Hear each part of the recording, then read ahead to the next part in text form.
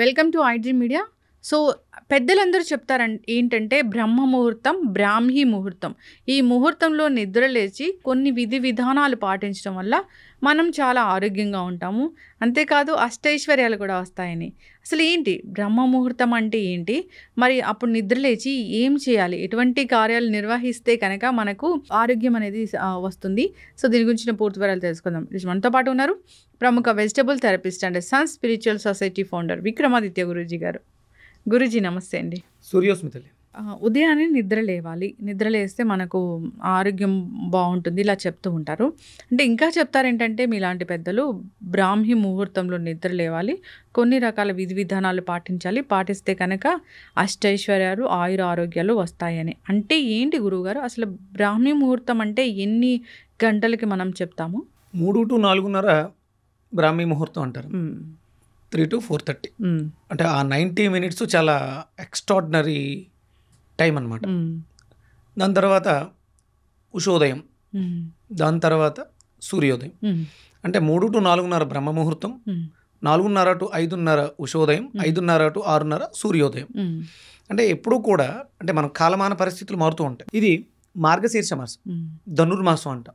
ఇక్కడ సమయం మనకి తెల్లవారుజామున 6 తర్వాత సూర్యోదయం అవుతూ ఉంటుంది. అవును. అంటే ప్రకృతిలో సూర్యుడు తూర్పున ఉదయించి పడమర అస్తమించటం, అలాగే 6 నెలలు ఉత్తరాయణం నుంచి దక్షిణాయనంకి ట్రావెల్ చేస్తూ మళ్ళీ దక్షిణాయనం నుంచి ఉత్తరాయణానికి మారుతూ ఉంటారు. ఆయన భ్రమణం ఎంత అద్భుతంగా ఉంటుంది అంటే తూర్పున ఉదయించి పడమర అస్తమిస్తారు. మనం దిక్కులుగా తీసుకున్నప్పుడు తూర్పు పడమరలు, అలాగే ఉత్తర దక్షిణాలు, అలాగే ఈశాన్య నైరుతి, ఆగ్నేయ వాయువ్యాలు, ఇవన్నీ కార్నర్స్ అనమాట. వీటిలన్నిటిని ఎంత అద్భుతంగా బ్యాలెన్స్ చేస్తూ ఉంటాడంటే ఆయన ఇలా ఉదయించి ఇలా రివర్స్ ఎప్పుడు ఇది జరుగుతూ ఉంటుంది. తూర్పు ఆ ఉదయం అనేది ఎప్పుడు కూడా ఇప్పుడు ఇలా వెళ్ళిపోయాడు కదా, తూర్పున ఉదయించి పడమరకు వెళ్ళిపోయాడు, మళ్ళీ వెనక్కి రివర్స్ వస్తాడా? రాడు. అంటే భూమి తన చుట్టూ తాను తిరుగుతూ సూర్యుని చుట్టూ తిరిగే ఈ పరిక్రమలో తూర్పు పడమరలు. ఇక మరి మిగతా దిక్కుల వాళ్ళకి అంటే అందరినీ సమదృష్టితో చూసేటువంటి భగవంతుడిగా మనం మాట్లాడుతాం. ఇక్కడ భగవంతుడు స్పిరిచువాలిటీ, ఆధ్యాత్మికత, ఆరోగ్యం ఎందుకు చేకూర్చడం జరిగిందంటే ఆయన లేకపోతే, సూర్యోదయం లేకపోతే మన జీవితాల్లో వెలుగు లేదు, ఆరోగ్యం లేదు. కాబట్టి భగ అంటే మండుతున్నటువంటి అగ్నిగోళం, భగుడు ఒక కాంతి అనమాట. అది సూర్యుడి నుంచి జరుగుతుంది. అంటే మంచి చేసేవాళ్ళు శక్తిని భగవంతుడు, అదే మనం డివైన్ ఎనర్జీ, ఇక్కడ మనల్ని నడిపించేది శక్తి, ఎనర్జీ. ఇది బ్రాహ్మీ ముహూర్తం అంటే బ్రహ్మ ముహూర్తం.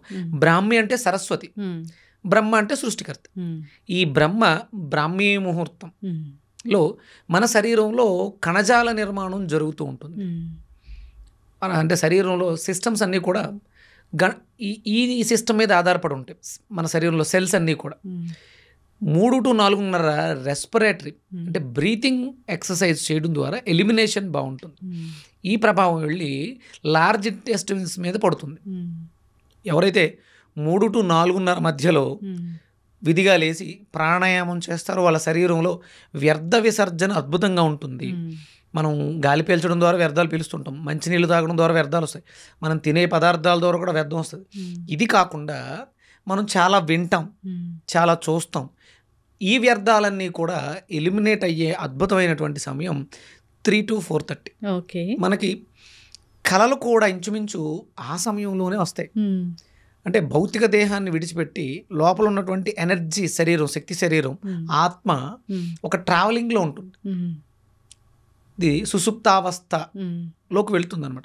అక్కడ మన భూత భవిష్యత్తు వర్తమానాలకి సంబంధించినటువంటి డీటెయిల్స్ని కలెక్ట్ చేసుకుంటూ ఉంటుంది. ఇది అంటే నమ్మితే నిజం, నమ్మకపోయినా నిజమే, తెలియదు అంతే. అంటే లేదు అనడం చాలా ఈజీ అమ్మ. ఆత్మ లేవు గాడిద గుడ్డు అని అనేయడం చాలా సింపుల్, దానికి ఏమీ నాలెడ్జ్ అక్కర్లేదు. కానీ ఆత్మ ఉంది అని ప్రూవ్ చేయాలి, లేకపోతే ప్రయత్నించాలి, తెలుసుకోవాలంటే మాత్రం సాధన చేయాలి. ఎంతో జ్ఞానం ఉంటే తప్ప దాన్ని మనం సాధన చేయలేం. ఈ బ్రాహ్మీ ముహూర్తంలో నిద్ర లేవటం వల్ల ఈ సుప్తచేతన అవస్థ, సబ్కాన్షియస్ మైండ్ యాక్టివ్గా ఉంటుంది. ఎనర్జీస్ అన్నీ కూడా చాలా అద్భుతంగా ఉంటాయి అన్నమాట. ఇక్కడ మన శరీరంలో బయోమెట్రిక్ క్లాక్ అనే దాని వ్యవస్థలో ఎలిమినేషన్ టైం, ఆక్సిజన్ బాగా తీసుకోవచ్చు. ఇప్పుడు మ్యాక్సిమం చూడండి మీరు మేజర్ కాంప్లికేషన్స్ కిడ్నీలు ఎక్కువ ఫెయిల్ అవుతున్నాయి ఆరోగ్యంగా ఉన్న వాళ్ళకి కూడా. అంటే మన ఫంక్షన్స్ అన్నీ కూడా మ్యాక్సిమం తగ్గిపోయినాయి. ఎవరికి కూడా 100% యాక్టివేషన్ అనేది లేవు ఆర్గన్స్ అన్నీ కూడా. కిడ్నీ ఫంక్షన్ మీరు చూసుకుంటే 30-40% ఉంటుంది, లంగ్స్ 30-40%. 100% ఎవరూ కూడా అంటే ఒక 3 ఫ్లోర్లు మెట్లు ఎక్కి పైకి వచ్చి రిలాక్స్డ్గా నార్మల్గా కూర్చునే వాళ్ళు ఎవరు ఉండరు. ఎంతో కొంత ఆయాసం వస్తూ ఉంటుంది. 3-4 ఫ్లోర్లు ఎక్కిన తర్వాత కూర్చుని ఒక గంట వరకు మంచినీళ్ళు తాగక్కలేదని స్థితిలో ఎవరు ఉండదు. దాహం వేస్తుంది. అంటే కిడ్నీలు ఆ పనితనం తగ్గిపోయింది. బ్రాహ్మీ ముహూర్తంలో నిద్ర లేవడం వల్ల మన శరీరంలో ఉండేటువంటి ఇంటర్నల్ ఆర్గాన్స్ అన్నీ కూడా యాక్టివ్గా వాటి వర్క్ని టైమింగ్ ఉంది. 3 to 4:30 respiratory, 4:30 to 5:30 large intestines, 5:30 to 6:30 stomach. ఇవన్నీ యాక్టివ్ టైమింగ్స్ అనమాట. ఈ 12 ఆర్గాన్స్ 12 గంటల మీద వర్క్ చేస్తూ ఉంటాయి. ఆ సమయంలో లేచినప్పుడు అంటే మల విసర్జన, కాన్స్టిపేషన్ ప్రాబ్లం ఉంది. ఎందుకు? వాడికి బ్రీతింగ్ ఎక్సర్సైజ్, బ్రీతింగ్ లేదు, ఆక్సిజన్ లేదు, అందుకని ఎలిమినేషన్ అవ్వట్లే. దానికోసం మనం ట్యాబ్లెట్లు వేసుకోవడం, సిరప్పులు తాగడం చేస్తూ ఉంటాం. ఎవరైతే కాన్స్టిపేషన్తో బాధపడుతున్నారో మీరు 3కి లేచి ఒక 10-15 నిమిషాలు శుభ్రంగా ప్రాణాయామం చేసి పడుకోండి. కరెక్ట్గా మిమ్మల్ని 5:30కి లేపుద్ది ఎలిమినేషన్. మల విసర్జన అద్భుతంగా జరుగుతుంది. ఎప్పుడైతే వ్యర్థాలన్నీ ఎలిమినేట్ అయినాయో మీకు కావలసినటువంటి ఆరోగ్యం చేకూరుతుంది. మీరు ఐశ్వర్యాలు ఎన్నవి? అష్ట అంటే 8. లక్ష్మి అంటే ఐశ్వర్యం అంటే లక్ష్మీగా అంటాం. లక్ష్మి అంటే లక్ష్యం.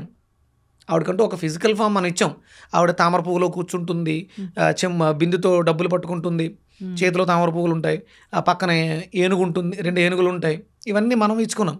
అంటే లక్ష్మి అంటే ఎనర్జీగా తీసుకుంటే అది మన టార్గెట్, మన లక్ష్యం. మనం జీవితంలో ఎదగాలి, అభివృద్ధి సాధించాలి. డబ్బు పరమావధి కాదు, డబ్బు అందరూ సంపాదించేస్తారు. కానీ ఎవరైతే పొందిన దాంతో అష్టలక్ష్మిలో 8 లక్ష్మిలో ధనము, ఐశ్వర్యము, ఆరోగ్యము, సంతానము, ధైర్యలక్ష్మి, దానలక్ష్మి, విద్యాలక్ష్మి, సరస్వతి, ఇవన్నీ అంటే 8 క్వాలిటీస్ ఏవైతే ఉన్నాయో ఇవన్నీ కూడా పర్ఫెక్ట్గా ఒక మనిషిలోకి రావడానికి చేసేటువంటి సాధన బ్రాహ్మీ ముహూర్తం. ఇప్పుడు బ్రాహ్మీ ముహూర్తంలో లేస్తాం గురువుగారు. సో అంటే ఏమైనా మంత్రం చదువుకోవాలా, దీపం వెలిగించుకోవాలా, సో ఏదైనా మెడిటేషన్ లాంటిది చేయాలా, ఏం చేయాలి? అంటే సాధన ఇక్కడ దీపం వెలిగించాలి అంటే శుద్ధి, ఒత్తి వేయాలి, నూనె వేయాలి, ఇవన్నీ ఉంటాయి కదా. ఇవన్నీ సూర్యోదయం తర్వాత చేస్తాం. ఇక్కడ బ్రాహ్మీ ముహూర్తం అనేది నిన్ను నువ్వు తెలుసుకోవటానికి, నువ్వు మానసికంగా పరిపక్వత సాధించడానికి. పొద్దుటే ఆ సమయంలో లేచి స్నానాలు చేసేసి పూజలు చేసేస్తే పుణ్యం వచ్చేస్తుంది, నామజపాలు చేసేస్తే పుణ్యం రాదు. ముందు ఫస్ట్ ఆత్మశుద్ధి కావాలి. ఆత్మశుద్ధి కావాలంటే ఈ ఇన్స్ట్రుమెంట్ చాలా పర్ఫెక్ట్గా ఉండాలి. 3 గంటలు లేవడం అంటే అంత ఈజీ కాదమ్మా. అంటే ఇప్పుడున్నటువంటి దైనందిన జీవితంలో ఎవ్వరూ కూడా 11 గంటల లోపు పడుకోవట్లే. 11 గంటల నుంచి 3 గంటలకు మధ్యలో ఎంత టైం ఉంది? ఏముంది? 4 hours. సరిపోతుందా? బద్ధకంగా చిరాగ్గా ఉంటుంది. దాన్ని సాధించాలంటే ముందు ఫస్ట్ నైట్ త్వరగా పడుకోవాలి. 9-10 గంటలకల్లా పడుకుంటే మీరు 3 గంటలకు నిద్ర లేవగలుగుతారు. మీ జీవితంలో అంటే ఇప్పుడు చాలా మోటివేషనల్ స్పీచెస్ వస్తున్నాయి. లా ఆఫ్ అట్రాక్షన్, ఆకర్షణ సిద్ధాంతం, ఈ మేనిఫెస్టేషన్, ఇలాంటివన్నీ చెప్తూ ఉంటారు. ఏమొద్దు, శుభ్రంగా లేచి ప్రాణాయామం చేయండి. వ్యర్థాలన్నీ విసర్జించబడితే మీలోనే ఉన్న ప్రతిదీ A to Z యూనివర్స్లో ఉన్న సంపద అంతా ఇన్నర్ యూనివర్స్లో ఉంది, అవుటర్ యూనివర్స్లో ఉన్న సంపద అంతా. దాన్ని మెటీరియలైజ్ ఎలా చేసుకోవడం అనే ఆలోచన రావాలంటే ముందు ప్యూరిఫికేషన్ కావాలి.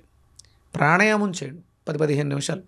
అవకాశం ఉంటే ఇక మీకు డే లైఫ్లోకి వచ్చేయండి, లేదంటే మళ్ళీ పడుకోండి. కానీ బిఫోర్ సన్ రైజ్ మాత్రం నిద్ర లేవాలి. అంటే మినిమం 5:30కి అయితే కంపల్సరీ మళ్ళీ లేచి స్నానం అయ్యి చేసి అప్పుడు ఉదయిస్తున్నటువంటి సూర్యుడికి ఎదురుగుండా నిలబడి మీరు మంత్రాలు చేస్తారా, నమస్కారాలు చేస్తారా, దీపం వెలిగించుకుంటారా, ఇవన్నీ తర్వాత. కానీ ఫస్ట్ ఈ నిద్ర లేవడం అనేది ఒక క్రమశిక్షణ, మన సిస్టమ్ని బాగు చేసుకోవడానికి. ఈరోజు ఒక ఉన్నతమైన స్థితిలో ఉన్నటువంటి, అంటే మనం టాటా బిర్లాలు వీళ్ళను పెద్దవాళ్ళ గురించి, వీళ్ళందరూ కూడా బిఫోర్ సన్ రైజ్ నిద్ర లేచిన వాళ్ళు, జీవితంలో ఒక అద్భుతమైనటువంటి స్థితిలో ఉన్నారంటే ఒక క్రమశిక్షణ. సూర్యోదయానికి పూర్వం నిద్ర లేవడం అనేది క్రమశిక్షణ.